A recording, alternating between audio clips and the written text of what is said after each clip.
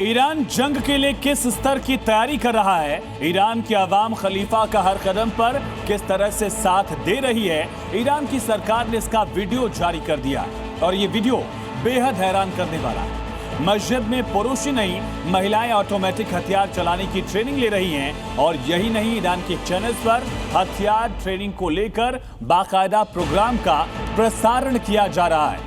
Iran की सरकार यहां तक कह रही है कि यह आवाम के सेल्फ डिफेंस के लिए है और इसी बीच एक खतरनाक काम यूएई में हुआ है। वहां के न्यूक्लियर पावर प्लांट पर ड्रोन अटैक हुआ। सवाल है कि पश्चिम एशिया में कुछ खतरनाक होने जा रहा है क्या ये फिर से बड़ी जंग की आहट है?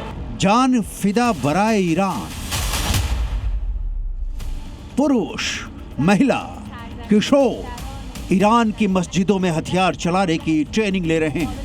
टीवी चैनलों के स्टूडियो में हथियार चलाने की लाइव ट्रेनिंग दी जा रही है। तस्वीर नंबर 1, तस्वीर नंबर 2, तस्वीर नंबर 3, तस्वीर नंबर 4। ईरान की गली गली इस वक्त बर्निंग बारूद बन चुकी है। मुल्क की आबादी खतरों की खिलाड़ी बन चुकी है। देश के दिल में खून कम, युद्ध की ज्वाला ज्यादा उफान मार रही है। अब की बार अमेरिका इजराइल ने ईरान पर हमला किया, ईरान में घुसने की कोशिश की तो उसका मुकाबला सिर्फ ईरान के रिवोल्यूशनरी गार्ड्स से नहीं होगा। उनके सामने सीना चौड़ा कर खड़े होंगे आम ईरानी। ईरानी टेलीविजन ने इसे देश की रक्षा के लिए जनता की तैयारियों का हिस्सा बताया है, जिसमें करीब 3 करोड़ से ज्यादा लोग रजिस्ट्रेशन करवा चुके हैं। इस एक्टिविटी को जान फिदा बराए ईरान ऑपरेशन से जोड़ा गया है। इस अभियान का मकसद मौजूदा संघर्ष के जवाब में नागरिकों को एकजुट करना है। नागरिकों को हथियारों की ट्रेनिंग देकर उन्हें सेल्फ डिफेंस के लिए ट्रेंड करना है। ईरान ने मस्जिदों को ट्रेनिंग सेंटर में तब्दील कर दिया है।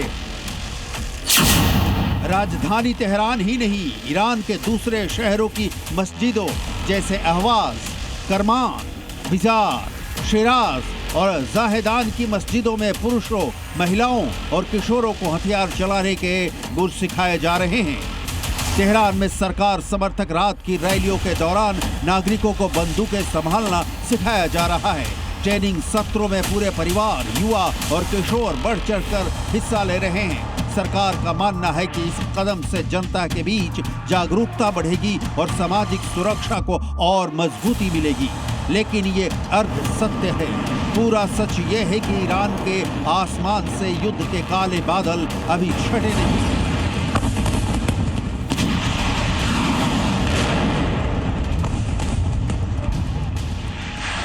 ये ईरान की आवाम की हिम्मत का ही नतीजा है कि 39 दिनों के भयंकर बमों की बरसात में भी चट्टान की तरफ अड़ी रही।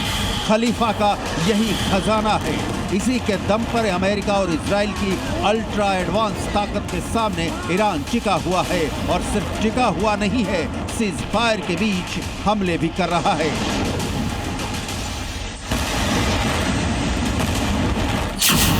यूएई की राजधानी अबू धाबी के बाराका न्यूक्लियर पावर प्लांट के पास एक इलेक्ट्रिकल जनरेटर पर ड्रोन से हमला किया गया, जिससे आग लग गई। बाराका न्यूक्लियर पावर प्लांट यूएई का एकमात्र न्यूक्लियर पावर प्लांट है। इसे देश की ऊर्जा सुरक्षा के लिहाज से बेहद अहम माना जाता है।